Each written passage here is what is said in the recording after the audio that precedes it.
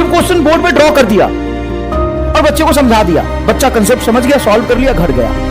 और वही चीज जब एग्जाम में लैंग्वेज के फॉर्म में क्वेश्चन लिखा होता है, बच्चा यहां से पढ़ना शुरू करता है, अच्छा ये गिवन है, ये गिवन है, ये गिवन है, ये गिवन है, अच्छा ये निकालना है, ये निकालना है, ये निकालना है। तो जैसे उसको पता चलता है क्या निकालना है, भूल जाता है दिया हुआ क्या था। नीट फिजिक्स के बारे में दो इंपॉर्टेंट बातें आपको समझनी बहुत जरूरी है। नीट फिजिक्स सिर्फ कंसेप्ट का गेम नहीं है। मैं ये नहीं कह रहा कंसेप्ट नहीं सीखना आपको, कंसेप्ट तो बहुत ही बेसिक से जोरदार तरीके से आपको सीखना है, लेकिन सिर्फ कंसेप्ट सीख के आप एग्जाम में क्वेश्चन नहीं सॉल्व कर सकते, क्योंकि 95% नीट में जो क्वेश्चन आता है वो न्यूमेरिकल होता है। तो कंसेप्ट के साथ साथ आपका कैलकुलेशन भी बहुत फास्ट होना चाहिए, पहली बात। दूसरी बात, अगेन नीट फिजिक्स सिर्फ कंसेप्ट का गेम नहीं है। कंसेप्ट कितना भी सीख जाओ, लेकिन आपको लैंग्वेज पे भी कमांड होना चाहिए।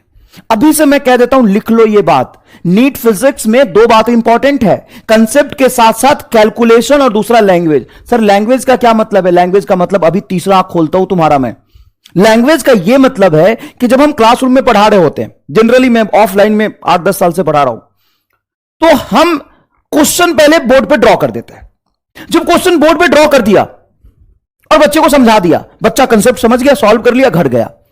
और वही चीज जब एग्जाम में लैंग्वेज के फॉर्म में क्वेश्चन लिखा होता है, बच्चा यहां से पढ़ना शुरू करता है, अच्छा ये गिवन है, ये गिवन है, ये गिवन है, ये गिवन है, अच्छा ये निकालना है, ये निकालना है, ये निकालना है। तो जैसे उसको पता चलता है क्या निकालना है, भूल जाता है दिया हुआ क्या था। तुम यकीन करो और तुम्हें समझ आएगा, तुम बच्चे नहीं हो 11th क्लास के। 8-8, 10-10 लाइन का सवाल लिखा होता है और कैलकुलेशन 2 ही लाइन का होता है। तो यहां पे कंसेप्ट इंपॉर्टेंट ही नहीं है, कंसेप्ट तो आपको सब आता है। और मैं तो कहता हूं कि इतना फिजिक्स आपको आता है कि आप नीट क्वालिफाई कर सकते हो। तो क्या नहीं आता है? कुछ चीजें, और उस चीजों पे भी हमें पड़ेगा।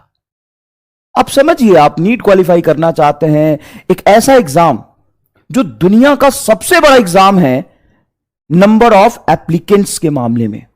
18 लाख बच्चे बैठेंगे पेपर में। कई देश का तो 18 लाख पॉपुलेशन भी नहीं है साहब, 18 लैक्स।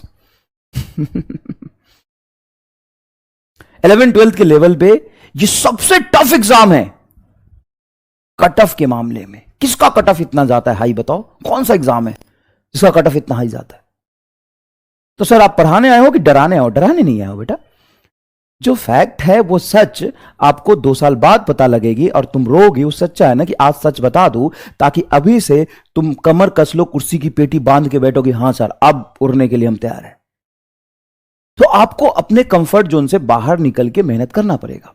और साम दाम दंड वेद सुना है, ये सारा लगाना पड़ेगा।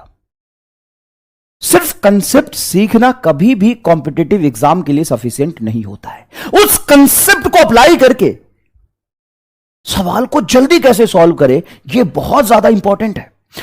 इस कंसेप्ट को लगाने से पहले सवाल बहुत अच्छे से समझ में आ जाए, यह बहुत इंपॉर्टेंट है। सर ये तो ठीक है कि आप कैलकुलेशन सिखा दोगे, लेकिन ये लैंग्वेज वाले का क्या करें? अभी से याद रखना, सिर्फ कंसेप्ट नहीं, लैंग्वेज वाले सवाल को सॉल्व करने की ज्यादा से ज्यादा प्रैक्टिस करना। ये तो कुछ बातें हैं, धीरे धीरे लेक्चर्स आगे बढ़ता जाएगा, मैं आपको बताता जाऊंगा।